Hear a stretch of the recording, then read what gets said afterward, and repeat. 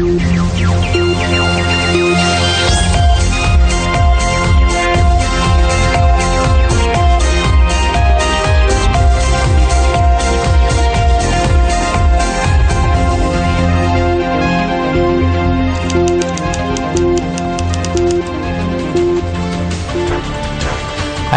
வணக்கம். இது இலங்கையின் முதல் தர செய்தி வழங்குனர் நியூஸ் ஃபர்ஸ்டின் பிரதான செய்தி.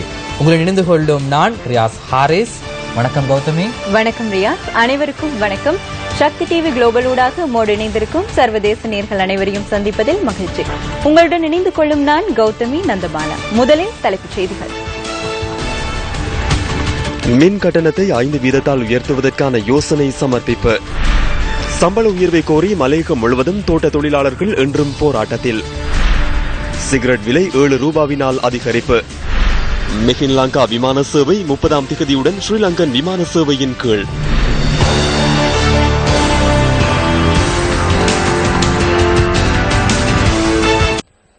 பேராதனை கொடகந்தினி விஹாரையின் 3 மாடி கட்டடம் இன்று பிற்பகல் ஜனாதிபதி மைத்ரிபால சிறிசேனவினால் திறந்து வைக்கப்பட்டது. புதிய கட்டடத்தை திறந்து வைத்த பின்னர் ஆஸ்கிரி பீடத்தின் மகாநாயக்கர் வரக்காகுடு ஸ்ரீ ஞானரத்ன தேரர் விகாரையின் தூபி ஒன்றிற்கான அடிக்கலை நாட்டி வைத்தார்.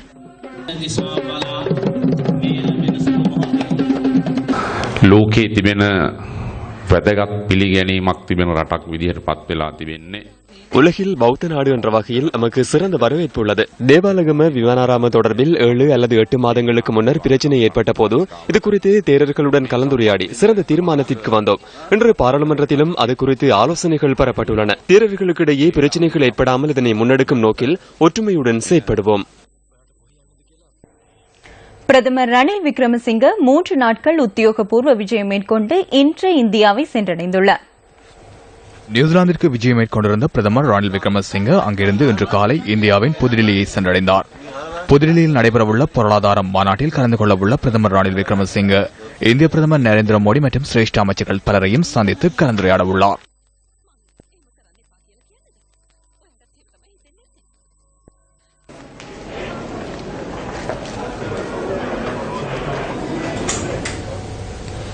மின்சார கட்டணத்தை 5% அதிகரிக்க வேண்டுமென இலங்கை மின்சார சபை கோரிக்கை விடுத்துள்ளது. மின்சார கட்டணத்தை அதிகரிக்க வேண்டிய தேவை ஏற்படின் இலங்கை மின்சார சபை மக்கள் பயன்பாட்டு ஆணைக்குழுவிடம் கோரிக்கை விடுக்க வேண்டும். இலங்கை மின்சார சபை தாம் அடையும் வருமானம் மற்றும் ஏனைய விடயங்களை கருத்தில் கொண்டு 6 மாதங்களுக்கு ஒரு தடவை இவ்வாறு கோரிக்கை விடுக்கின்றது. அதன்படி மின்சார கட்டணத்தை 5% அதிகரிக்க வேண்டும் என்ற கோரிக்கையை இலங்கை மின்சார சபை மக்கள் பயன்பாட்டு ஆணைக்குழுவிடம் முன்வைத்துள்ளது. மின்சார கட்டணத்தை 5% அதிகரிக்க வேண்டும் என்ற கோரிக்கையை இலங்கை மின்சார சபை முன்வைத்துள்ளது. அவ்வாறு முன்வைக்கும் போது உடனடியாக கட்டணத்தை உயர்த்த முடியாது. அனைத்து விடயங்களையும் ஆராய்ந்து அரசாங்கத்தின் கொள்கையின்படியே செயற்பட வேண்டும். இலங்கை மின்சார சபையின் இந்த கோரிக்கை தொடர்பில் அரசாங்கத்தின் நிலைப்பாடு என்ன?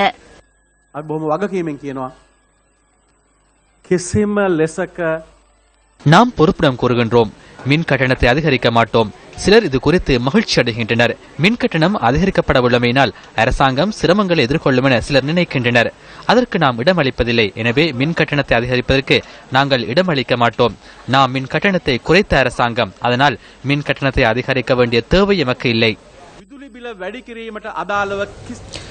வட்வரி திருத்த சட்டமூலம் இன்று பிற்பகல் பாராளுமன்றத்தில் சமர்ப்பிக்கப்பட்டது. இந்த சட்டமூலத்தை சபை முதல்வர் அமைச்சர் லக்ஷ்மண் கிரியல்ல சமர்ப்பித்தார். இந்த சட்டமூலம் அமைச்சரவை அனுமதியை பெறுவதற்கு முன்னர் வர்த்தமானியில் அறிவிக்கப்பட்டுள்ளதாக பாராளுமன்ற உறுப்பினர் பந்துல குணவர்தன இதன்போது ஆட்சேபனை தெரிவித்தார். எனினும் வெட்வரி திருத்த சட்டமூலத்தில் நிலவும் குறைபாடுகள் தொடர்பில் கடந்த 12ஆம் திகதி அமைச்சரவையில் கலந்துரையாடப்பட்டதாக இதன்போது பதிலளித்து உரையாற்றிய நிதி ராஜாங்க அமைச்சர் லக்ஷ்மண் யாப்பா அபேவர்தன குறிப்பிட்டார். ஜனவரி 8ට පෙර අධිකරණයේ තිබූ විදිය ගැන ஜனவரி 8ஆம் தேதிக்கு முன்னர் நாட்டின் நீதிமன்ற கட்டமைப்பு தொடர்பில் மக்கள் மத்தியில் பல்வேறு நிலைப்பாடுகள் காணப்பட்டன. பிரதம நீதியரசர் தமது நிலைப்பாட்டுக்கு எதிராக செயற்பட்டால் முன்னால் இருந்த சர்வாதிகாரிகள் பிரதம நீதியரசரை எவ்வாறு நீக்கினார்கள் என்பது மக்களுக்கு தெரிந்திருக்கும். இந்த அரசாங்கம் நீதிமன்றத்துக்கு அழுத்தம் விடுக்கவில்லை. பிரதம நீதியரசரை நீக்கவில்லை, ஊழையிடவில்லை, கல்லெறியவில்லை. சரத் ஆப்ரு என்ற நீதியரசர் செயற்பட்ட விதம் உங்களுக்கு தெரிந்திருக்கும். அவரது சாரதி அதனை கூறியிருந்தார். அவர் பத்திரிகைக்கு அதனை வழங்கியிருந்தார். அவர் கடந்த ஆட்சிக் காலத்தில் அலரி மாளிகையில் முன்னாள் ஜனாதிபதியுடன் மது அருந்தியுள்ளார். சரத்தன் சில்வா என்ன கூறியிருந்தார்? சிறைச்சாலைக்கு அனுப்ப வேண்டிய ஒருவரை சிம்மாசனத்துக்கு அனுப்பியதாக கூறியிருந்தார். எனவே மக்கள் என்னை மன்னிக்க வேண்டும் என்று மக்களிடம் மன்னிப்பு கேட்டிருந்தார். தான் வழங்கிய தீர்ப்பு தொடர்பில் பிரதமர் நீதியரசர் ஒருவர் மக்களிடம் மன்னிப்பு கேட்டிருந்தார். எனவே அவர் வழங்கிய ஏனைய தீர்ப்புகள் தொடர்பில் என்ன பேச்சு? மொஹான் பீரிஸ் போன்றோர் மறைத்து வைத்திருந்த ஃபைல்களை இந்த அரசாங்கம் வெளியே எடுத்தது. இன்று எமது தரப்பினருக்கும் சட்டம் நடைமுறைப்படுத்தப்படுகின்றது. பாராளுமன்றத்தில் நான் மிகவும் கவனமாகவே இதனை கூறுகின்றேன். ஏனென்றால் என் மீது குற்றம் சுமத்தி எனக்கும் நீதிமன்றத்துக்கு செல்ல வேண்டி ஏற்பட்டால் உறுதியாக தண்டனை கிடைக்கும். අද හංගපු ෆයිල් මොහාන් පීරිස්ලා හංගපු අහලදාපු ෆයිල් අද එළියට ගත්තා. මේ இதேவேளை பாராளுமன்றத்தில் தமிழில் தெரிவிக்கப்பட்ட கருத்துக்கள் அடுத்து. தமிழ் தேசிய கூட்டமைப்பின் தலைவரால் சம்பந்தன் ஐயாவால் அரசியல் கைதிகள் தொடர்பாக ஒரு பிரேரணை கொண்டு வரப்பட்டது. அதற்கு இங்கே விளக்கம் அளித்திருந்தீர்கள். செப்டம்பர் மாதம் 15ஆம் தேதி ஒரு கொஞ்சம் பேருடைய விவரம் தருவதாக. அதன் அடிப்படையில் 23 பேருடைய விவரங்கள் நீங்கள் தந்தீர்கள். அவர்களுக்கு 6 மாத புனர்வாழ்வு அளிக்கப்பட்டு அவர்களை விடுதலை செய்யப்படுவார்கள் என்று. ஆனால் அவர்கள் அந்த நீங்கள் தந்த 23 பேரில் 2 பேருக்கு கடந்த வெள்ளிக்கிழமை 2 வருட சிறை தண்டனை வழங்கப்பட்டிருக்கு. அது நீங்கள் சொன்ன கூட்டுக்கும் நீதிமன்றத்தின் செயல்பாட்டுக்கும் சட்டமா அதிபர் திணைக்களத்தினுடைய செயல்பாட்டுக்கும் வித்தியாசமா இருக்கு. அது என்னென்று இந்த ஒரு விளங்கப்படுத்த முடியுமா?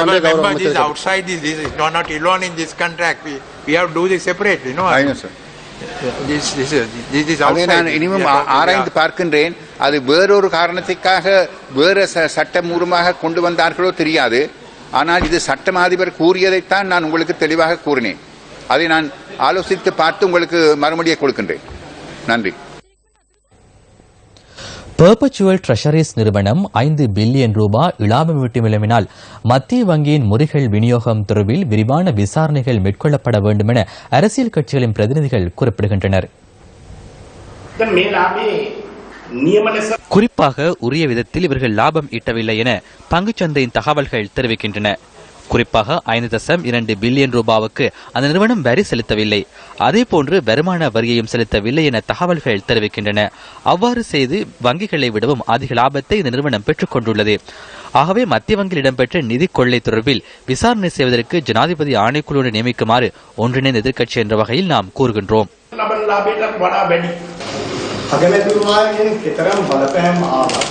பிரதமரிடமிருந்து எவ்வளவு அழுத்தங்கள் விடுக்கப்பட்டாலும் அவருக்கு மீண்டும் நியமனம் வழங்குவதில்லை என ஜனாதிபதி தீர்மானித்தார்.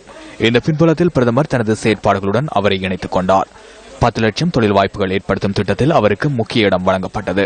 அதுடன் பிரதமரின் உள்நாட்டு மற்றும் வெளிநாட்டு விஜயங்களின் போது அவரையும் அழைத்துச் செல்கின்றார். இதன் மூலம் வழங்கப்படும் செய்தி என்ன? எவ்வளவு செய்தாலும் அவர்கள் அரசாங்கத்துடன் நெருங்கியே செயற்படுகின்றனர்.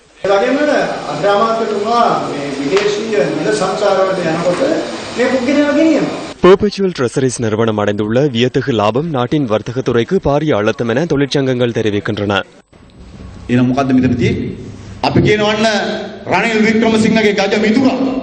ரணில் விக்ரமசிங்கவின் நண்பரான அர்ஜுன் மகேந்திரனின் மருமகனான அர்ஜுன் அலோசியஸின் நிறுவனம் எவ்வாறு இந்த அளவு லாபத்தை அடைந்தது? குறிப்பாக ராஜபக்சவின் நிர்வாக காலத்தில் இடம்பெற்ற ஊழல் மோசடிகளை தேடி பாருங்கள். அந்த பணத்தை திரட்டினால் இலங்கை வாழ் மக்களுக்கு சில மாதங்களுக்கு உழைக்க வேண்டிய அவசியம் இல்லை. மக்களை ஏமாற்ற முயல வேண்டாம். அம்பு வங்கி தொடர்பில் சிந்திக்க முன்னர் திருடர்களை கைது செய்யுமாறு SP திசாநாயகருடன் நாம் கூறுகின்றோம். ජනතාවට තිත්තබේත් පුවන්න සූදානම් වෙන්න එපා.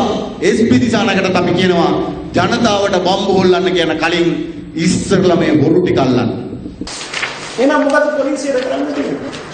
அவ்வாறு என்றால் போலீசார் என்ன செய்வர்? சாட்சியங்கள் இருந்தால் அதனை நீதிமன்றத்தில் சமர்ப்பியுங்கள். அதன் பின்னர் நீதிமன்றத்தின் உத்தரவை பெற்றுக் கொள்ளுங்கள். எமது நண்பர் ரணில் விக்ரமசிங்கவிடம் ஒரு வேண்டுகோளை விடுக்கின்றோம். பிரதமரே, நீங்கள் எதிரிகளுக்கு எவ்வாறு தண்டனை வழங்குகிறீர்களோ அதே போன்று உங்களுக்கு அருகில் உள்ள குற்றம் இழைத்தவர்களுக்கும் தண்டனை வழங்குங்கள்.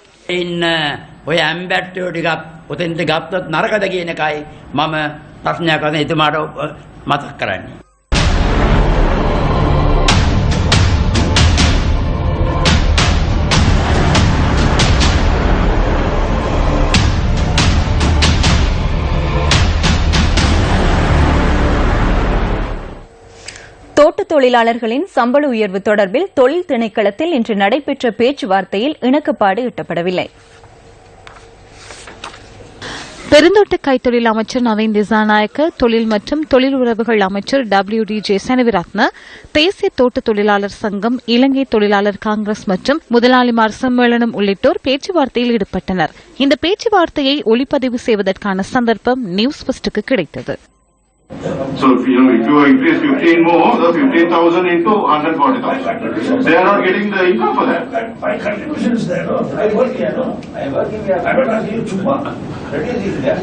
ඒ මිනිස්සු පව් අර දුකින්දලා වැඩ කරන මිනිස්සුන්ගේ පණින් තමයි මේගොල්ලෝ සැපෙන් ඉන්නේ කොනකට වෙලා. දැන් රුපියල් 700ට එකයි කියන්නේ. මේගොල්ලෝ කවදා ඕගොල්ලෝ මේ සීයලා 700 කවදාද මේ වතු වලට එවිලා තින්නේ? කොහොන්නේ සර්? මාසෙට 700ට එකයි කියන්නේ තුනේ මාසෙට පුණාවේ කීලට එකකට තීන්දුවක් කරනවා. දීයෝලා මේ ඉඳගෙන තීන්දුව කරනවා 650 දෙන්න 800ක් දෙන්න කියලා. ඒව කරන්න එපා. මේ මාස 18ක් මේක එක අනිද්දාට විසඳුවක් නැත්තම් මා ලොකු මේකට වෙන විදිහට යයි මේක.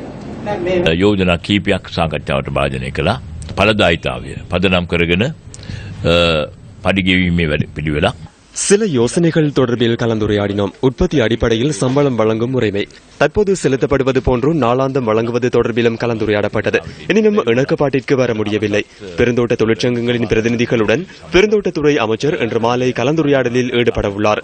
அந்த கலந்துரையாடலின் பின்னர் நாளை காலை 10 மணிக்கு தொழில் திணைக்களத்தில் அனைத்து தரப்பினருடனும் பேச்சுவார்த்தை நடத்தப்பட உள்ளது. 730 ரூபாய் என தற்போதைக்கு தீர்மானிக்கப்பட்டுள்ளது. அதற்கு சில தொழிற்சங்கங்கள் இணக்கம் தெரிவித்துள்ளன. சில தொழிற்சங்கங்கள் இணங்கவில்லை. எவ்வாறாயினும் நாளை இறுதி தீர்மானத்திற்கு வர முடியும் என நான் நினைக்கின்றேன். ඒකට සමහර උත්සව සමිතියට එකඟයි, සමහර උත්සව සමිතියක නැහැ. කෙසේ නමුත් මම හිතනවා හෙට මේ කාරණය අවසානයට තීන්දුව කරන්න පුළුවන් වෙයි කියලා. நாங்கள் பரீட்சை செய்து பார்க்கின்றோம். இதனை 2 வருடத்துக்கு இல்லாமல் 1 வருடத்துக்கு இந்த கூட்டு ஒப்பந்தம் கையொப்பமிட்டு இன்று மலையத்தில் புறையோடி போயிருக்கின்ற இந்த பிரச்சனைக்கு முடிவு கட்டும் மூலமாக ஒரு தீர்வு காண முடியும் என கூறியிருக்கின்றோம். முதலாளர் சம்மேளனம் தெரிவித்திருக்கின்றார்கள். ஏனைய கம்பெனிகளோடு பேச்சுவார்த்தை நடத்தி நாளை இறுதி முடிவுக்கு அவர்கள் வருவதாக. நாங்களும் தொழிற்சங்கமும் பாரிய ஒரு எதிர்பார்ப்போடு இருக்கின்றோம். நாளைய தினத்திலே இதற்கு ஒரு நல்ல முடிவு வரும் என்று நாங்கள் நினைக்கின்றோம். தேயிலை தொழில்துறையும் நாங்கள் காப்பாற்றிக்கணும். மக்களுக்கு சம்பளம் வேணும், வாங்கி கொடுக்கணும். மக்களுக்கு கண்டிப்பா சம்பளம் தேவை. இதில் இன்னைக்கு கௌரவ ஆறுமுக தொண்டமான் அவர்கள் என்ன கேட்டாருன்னா 6 நாள் வேலை வேணும், அதுக்கு பிறகு சம்பள பேச்சுவார்த்தையே பேசணும். 3 நாள் வேலை கொடுத்து சம்பள பேச்சுவார்த்தை பேசுறதுல அர்த்தம் கிடையாது. கம்பெனிக்காரங்க 3 நாள் தான் வேலை தருவேன், மாசத்துக்கு 12 நாள் கணக்கு பண்ணும்போது ஒரு நாளைக்கு 730 ரூபா தரேன்னு சொல்லியிருக்காங்க. ஆனால் அதுக்கு நாங்கள் எனக்கு தெரிவிக்கல. நாங்கள் 6 நாள் வேலை கேட்டுட்டு இருக்கோம். பிளஸ் எங்களோட அரியர்ஸை பற்றியும் பேசிக்கிட்டு இருக்கிறோம். இது ஒரு நாளில் முடிவெடுக்கப்படும் நாங்கள் நம்புகிறோம். நாளாந்த சம்பளத்தை 1000 ரூபாவாக அதிகரிக்குமாறு கோரி 9வது நாளாகவும் தோட்ட தொழிலாளர்கள் இன்றும் ஆர்ப்பாட்டத்தில் ஈடுபட்டனர். மலையகத்தின் பல்வேறு பகுதிகளில் கொடிகளை ஏந்தியவாறும் டயர்களை எரித்தும் தோட்ட தொழிலாளர்கள் ஆர்ப்பாட்டத்தில் ஈடுபட்டனர். பலாங்குடை பிரதான வீதியை மறித்து பெட்ரசோ தோட்ட மக்கள் கம்பியன் பகுதியில் டயர்களை எரித்து ஆர்ப்பாட்டத்தில் ஈடுபட்டனர்.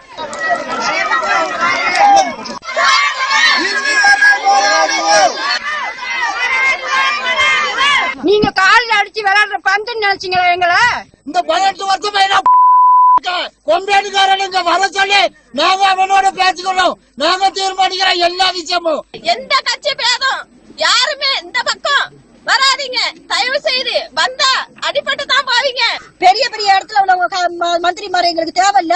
போறதுல குழந்தை எடுக்கிறவங்க வருவோம் பாராளுமன்றத்துக்கு. 2 மாசத்துக்கு ஒருக்கா அரிசி விலை கூடுது, 3 மாசத்துக்கு ஒருக்கா பெட்ரோல் விலை கூடுது, டீசல் விலை கூடுது. ஏன் சம்பளம் மட்டும் கூட மாட்டேங்குது? நாளைக்கு ஓட்ட போடுங்க, நாங்க ஆட்சிக்கு வந்தா நாங்க சம்பளம் தரேன்னு சொன்னாங்க. இன்ன வரைக்கும் ஒரு 100 ரூபா கூடியிருக்கா? அவங்க ஆட்சியில போய் உட்காந்துக்கிறாங்க, அவங்க குடும்ப சுயநலத்தை பாக்குறாங்க.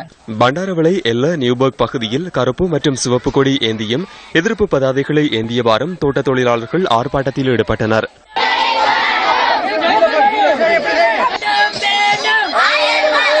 டிவி பாக்குறவங்க சேட்டலைட் எல்லாம் ஆஃப் பண்ணிட்டு முதல்ல டிவி சக்தி டிவி இதுகளை பாருங்க, என்ன நியூஸ் சொல்றாங்கன்னு பாருங்க. எதுக்காக போராடுறோங்கிறத அமைச்சர்மார் முதல்ல பாருங்க. தயவு செய்து இந்த சம்பளத்தை உயர்த்தி கொடு. உமக்கு உயர்த்தி கொடுக்காவிட்டால் இந்த கம்பெனிகள் வந்து அரசாங்கத்திடம் ஒப்படை. பார்லிமெண்ட்ல வெளிநடப்பு செய்யுங்க. பார்லிமெண்ட் உட்கார்ந்துருக்கு வேலை இல்ல. ஏன்னு கேட்டா நாக்காளிய சூடா ஆக்கிக்கிட்டு அவனை குறை சொல்லவும் இவனை குறை சொல்லவும் வேலையே இல்ல. பண்டாரவளை நகரின் பிரதான சுற்றுவட்டத்தில் நாயபெத்த பகுதியின் சுமார் 7 பிரிவுகளை சேர்ந்த தோட்ட தொழிலாளர்கள் ஆர்ப்பாட்டத்தில் ஈடுபட்டனர்.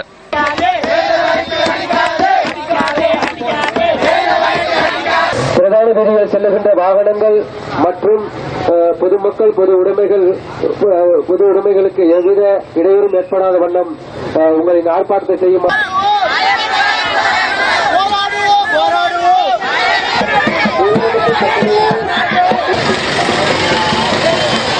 நமனுகுல பகுதியைச் சேர்ந்த தோட்ட தொழிலாளர்கள் நமனுகுல பசறை பிரதான வீதியின் கிளப் சந்தி பகுதியில் ஆர்ப்பாட்ட பேரணியை ஆரம்பித்தனர். பேரணி நமனுகுல நகரை வந்தடைந்ததும் தொழிலாளர்கள் ஆர்ப்பாட்டத்தில் ஈடுபட்டனர். வெளிமடை அம்பேவல வாவிக் மற்றும் ஹபரகல தோட்ட மக்கள் வெளிமடை நுவரெலியா பிரதான வீதியை மறித்து ஆர்ப்பாட்டத்தில் ஈடுபட்டனர். தோட்ட தொழிலாளர்களின் ஆர்ப்பாட்டத்தினால் குறித்த வீதியின் குறைந்தபுல்ல சந்தையில் சுமார் 1.5 மணித்தியாலங்கள் போக்குவரத்து பாதிக்கப்பட்டது.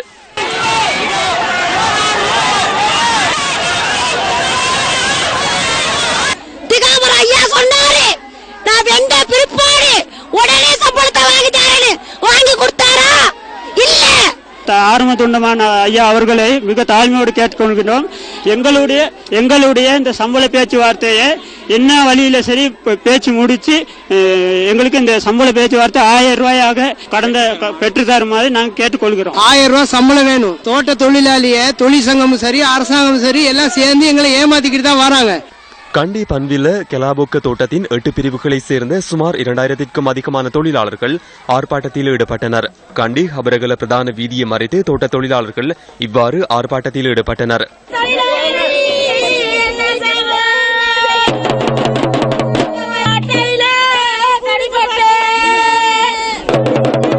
20 கிலோ கொழுந்து தூள் அரைச்சா 2250 ரூபா, ஒரு கிலோவுக்கு 500 ரூபா பத்தி 2250 ரூபா. ஆனா எங்களுக்கு கிடைக்கிறது வெறும் 450 ரூபா. சம்பள உயர்வை வலியுறுத்தி பதாதைகளை ஏந்தியவாறு மாத்தலை செலகம தோட்ட மக்கள் ஆர்ப்பாட்டத்தில் ஈடுபட்டனர். பத்தாது சல்லி எங்களுக்கு 1000 ரூபாய் வேணும், சம்பளம் கொடுங்க, கட்டாயம் கொடுங்க. நாங்க புள்ள குட்டிகளை படிக்க வைக்கணும், எங்களுக்கு எவ்வளவு நிறைய செலவுகள் இருக்கு, எங்களுக்கு பத்தாது. அக்கரப்பத்தனை பெல்மோரல் தோட்டத்தில் 300க்கும் அதிகமான தோட்ட தொழிலாளர்கள் சம்பள உயர்வு கோரி ஆர்ப்பாட்டத்தில் ஈடுபட்டனர். எல்லா தோட்ட தொழிலாளர் எங்க இருக்கமோ அவ்வளவு எல்லாம் ஒன்னா இணைஞ்சு ஒரு போராட்டம் பெருசா செஞ்சாதான் இந்த கம்பெனிக்காரனுக்கு ஒரு முடிவு கிடைக்கும்.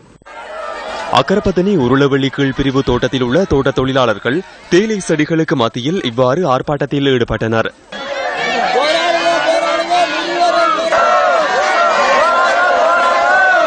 ஒவ்வொரு நிமிஷம் உயிரை பணியா வச்சு வேலை செய்யறோம், எங்களுக்கு ஏன் 1000 ரூபாய் கொடுக்க இயலாது.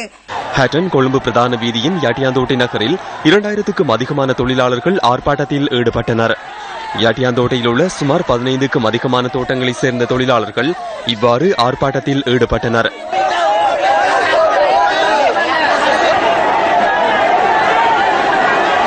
தோட்ட தொழிலாளர்களின் ஆர்ப்பாட்டத்தினால் ஏற்பட்ட வாகன நெரிசலை தவிர்ப்பதற்கு போலீசார் கடும் பிரயத்தனங்களை மேற்கொண்டனர்.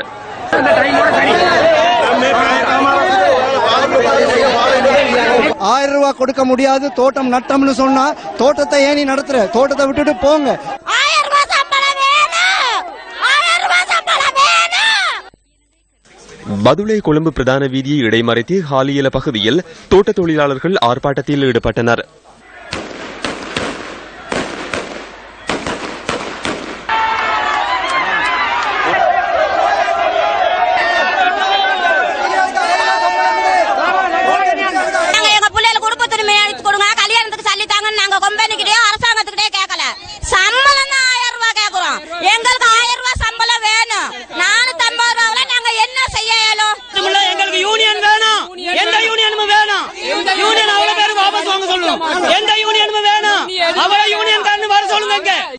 அவிசாவளை தும்மோதரையிலிருந்து பேரணியாக வந்த தோட்ட தொழிலாளர்கள் தோட்ட காரியாலயத்திற்கு முன்பாக ஆர்ப்பாட்டத்தில் ஈடுபட்டனர். தமிழ் முற்போக்கு கூட்டணி கொழும்பில் இன்று ஊடக சந்திப்பொன்றை ஏற்பாடு செய்திருந்தது. கடந்த காலங்களிலே பாராளுமன்றத்தில் இருந்து விடுமுறை பெற்றுக் கொண்டு நாட்டை விட்டு வெளியேறி இருந்த கௌரவ பாராளுமன்ற உறுப்பினர் ஆரம்ப தொண்டமானவர்கள் பொறுப்பில் தவறியிருக்கின்றார். அது உண்மை. நிவாரணத்தை பெற்றுக் கொடுத்த பிறகு தனது பாராளுமன்றத்திலிருந்து வெளியேறி விடுமுறை பெற்று வெளியேறி இருந்தவர் ஓடோடி நாட்டுக்கு ஓடோடி வந்து இதே போன்ற ஒரு ஊடக அமர்வை நடத்தி கௌரவ பிரதமர் ரணில் சிங் அவர்களுக்கு இடைக்கால நிவாரணம் பெற்றிருந்ததற்காக நன்றி தெரிவித்திருந்தார்.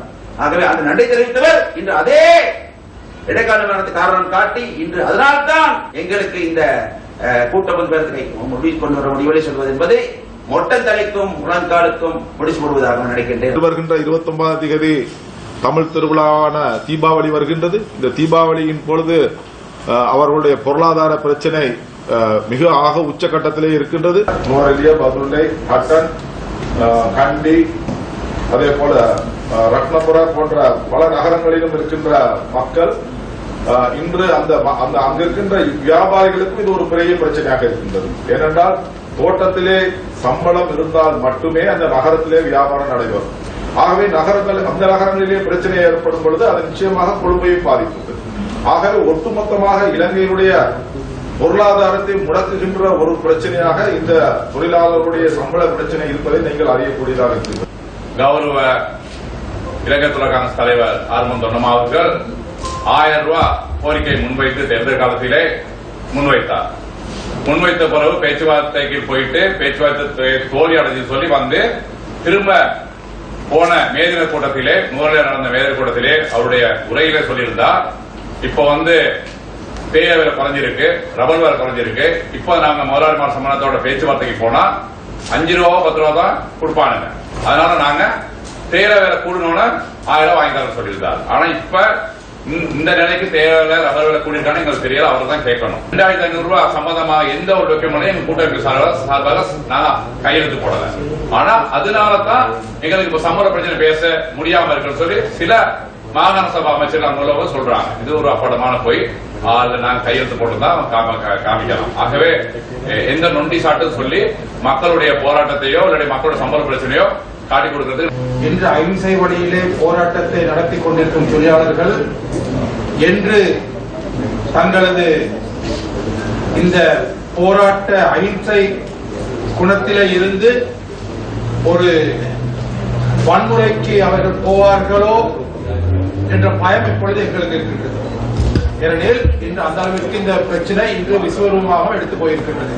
ஆக ஒட்டுமொத்த மலையகமும் வன்முறையான ஒரு போராட்டத்தில் இறங்கினால் அதனை கட்டுப்படுத்துவதற்கு எவராலும் முடியாது போகும். ஒப்பந்தத்துக்கு புறம்பாக இந்த சம்பள நிர்ணய சபையின் ஊடாக இந்த சம்பளம் தீர்மானிக்கப்பட்டு தொடர்ந்து வந்திருந்தால் இன்று 900 ரூபாய் கடந்திருக்கும்.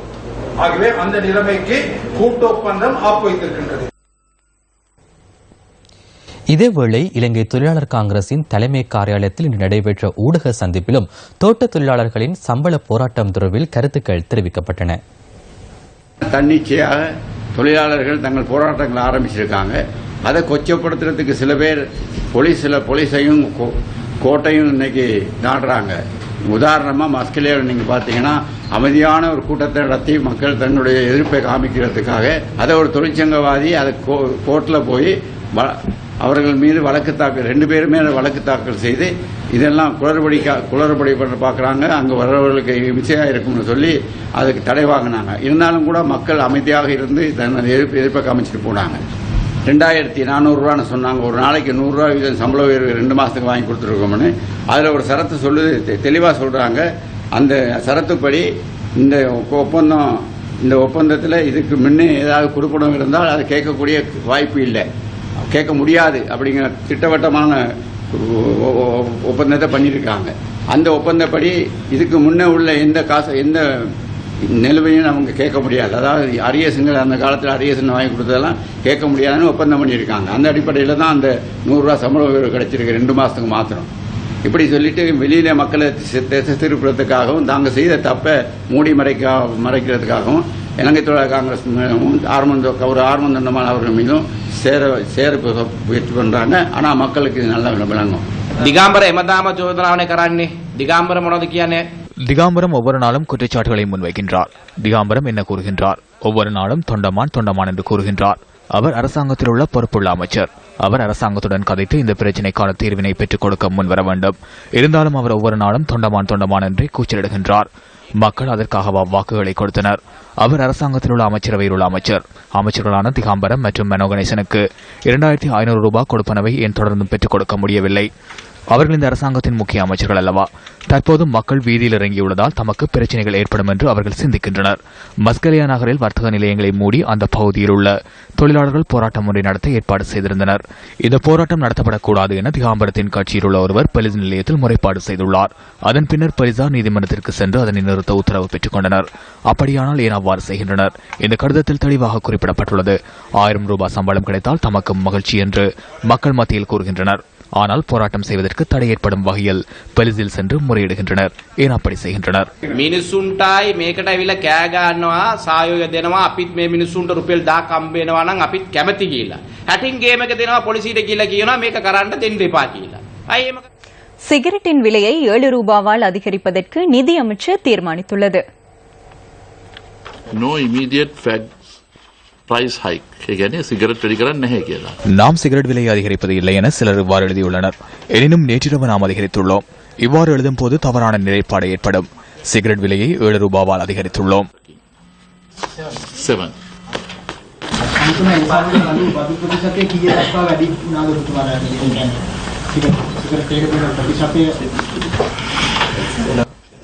முப்பத்தைந்து வீதமாக காணப்பட்ட வரி 45 வீதமாக அதிகரிக்கப்பட்டுள்ளது. அதாவது 15 அல்லது 16 வீத அதிகரிப்பாகும். இதன் மூலம் 22 பில்லியன் ரூபாவை எதிர்பார்க்கின்றோம். இம்மாதம் 30ஆம் தேதியுடன் மிஹின் லங்கா விமான சேவை இலங்கை வரலாற்றிலிருந்து நீக்கப்படுகின்றது. முன்னாள் ஜனாதிபதி மஹிந்த ராஜபக்சவின் ஆட்சி காலத்தில் ஆரம்பிக்கப்பட்ட இந்த விமான சேவை தொடர்ந்தும் அதிக நட்டத்தை ஈட்டியமையினால் இந்த தீர்மானம் எடுக்கப்பட்டுள்ளது. 2007ஆம் ஆண்டு 2 விமானங்களுடன் மிஹின் லங்கா நிறுவனம் ஆரம்பிக்கப்பட்டது. கொழும்பிலிருந்து மத்திய கிழக்கு மற்றும் தெற்காசிய நாடுகளுக்கு விமான சேவைகள் இதன் மூலம் முன்னெடுக்கப்பட்டன. ஆரம்பத்திலிருந்து மிஹின் லங்கா விமான சேவையின் செயற்பாடுகள் சிறப்பாக இடம்பெறாமையினால் கடந்த பல வருடங்களாக நட்டத்தை எதிர்நோக்கிய அரசு நிறுவனமாக காணப்படுவதாக நிதியமைச்சின் அறிக்கையில் தெரிவிக்கப்பட்டுள்ளது. 2007 மற்றும் 2008ஆம் ஆண்டுகளில் மிஹின் லங்கா நிறுவனம் 3160 மில்லியன் ரூபாய் நட்டத்தை எதிர்நோக்கியுள்ளது. 2008-2009ஆம் ஆண்டுகளில் அந்த நிறுவனம் 1300 மில்லியன் ரூபாய் நட்டம் அடைந்துள்ளது. இவ்வாறு தொடர்ந்தும் மிஹின் லங்கா நிறுவனம் நட்டத்தை எதிர்நோக்கியதுடன் 2016ஆம் ஆண்டு ஜனவரி மாத அறிக்கையின்படி அந்த நிறுவனம் 17,000 மில்லியன் ரூபாய் நட்டம் அடைந்துள்ளது.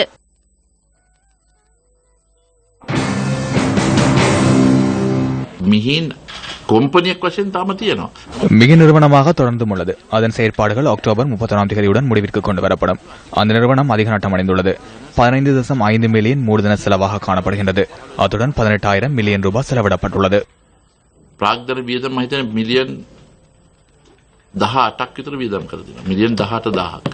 மஹிந்த சிந்தனை திட்டத்தை வலுப்படுத்துவதற்காகவே மிஹின் லங்கா விமான சேவை உருவாக்கப்பட்டதை தவிர தேசிய தேவைகளை கருத்தில் கொண்டு அந்த விமான சேவை ஆரம்பிக்கப்படவில்லை என அந்த வேளையில் எதிர்க்கட்சி தொடர்ந்தும் குற்றம் சுமத்தி வந்தது. எனவே அதிக அளவிலான மக்களின் பணத்தை வீண்விரயம் செய்த திட்டமாக அது அமைந்துள்ளது. இந்த விடயம் தொடர்பில் ஒன்றிணைந்த எதிர்க்கட்சியின் ஊடக சந்திப்பில் இன்று கேள்வி எழுப்பப்பட்டது.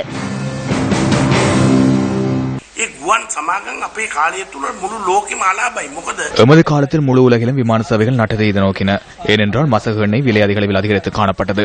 எனினும் இன்று உலக சந்தையில் எண்ணெய் விலை, கேஸ் விலை, இரும்பு, சீமெந்து என்பவற்றின் விலைகள் குறைவடைந்துள்ளன. ஒரு திட்டத்தினை ஆரம்பித்தால் உடனடியாக லாபத்தை எதிர்பார்க்க முடியாது. எனவே இதனை தொடர்ந்து முன்னெடுத்திருக்கலாம். அரசாங்கம் லாபம் பெறும் சேவையை ஏன் விற்க வேண்டும்?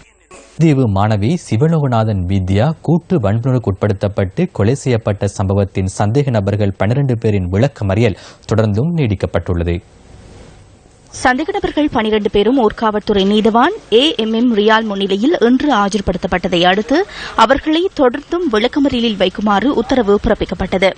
வித்யா படுகொலை வழக்கு தொடர்பில் குற்றவாளிகளுக்கு எதிராக சட்டமா அதிபர் திணைக்களம் மேல் நீதிமன்றில் வழக்கு தாக்கல் செய்யும் என கடந்த தவணை வழக்கு விசாரணையின் போது நீதவான் அறிவித்திருந்தார். இந்த நிலையில் கடந்த வழக்கு விசாரணையின் போது பாதிக்கப்பட்ட தரப்பினர் சார்பாக நீதிமன்றத்தில் ஆஜரான சட்டத்தரணி இதுவரை இடம்பெற்ற விசாரணைகளின் பிரகாரம் குற்றவாளிகள் இனங்காணப்பட்டுள்ளனரா என நீதவானிடம் வினவியிருந்தார். இதற்கு பதிலளித்த நீதவான் குறித்த வழக்கின் விசாரணைகள் தொடர்பான அறிக்கைகள் குற்றப்புலனாய்வு பிரிவினரால் சட்டமா அதிபர் திணைக்களத்திற்கு அனுப்பி வைக்கப்பட்டுள்ளது எனவும் அது தொடர்பான மேலதிக நடவடிக்கைகளை சட்டமா அதிபர் திணைக்களமே மேற்கொள்ளும் எனவும் தெரிவித்திருந்தார். வித்யா படுகொலை வழக்கு மீதான விசாரணை எதிர்வரும் 18ஆம் தேதி வரை ஒத்திவைக்கப்பட்டது. இந்த வழக்கு தொடர்பான விசாரணைகள் இம்மாதம் இறுதிப் பகுதியில் மேல் நீதிமன்றத்திற்கு மாற்றப்படுவதற்கான நடவடிக்கைகள் மேற்கொள்ளப்படுவதாகவும் ஊர்காவல்துறை நீதவான் AMM ரியால் தெரிவித்துள்ளார்.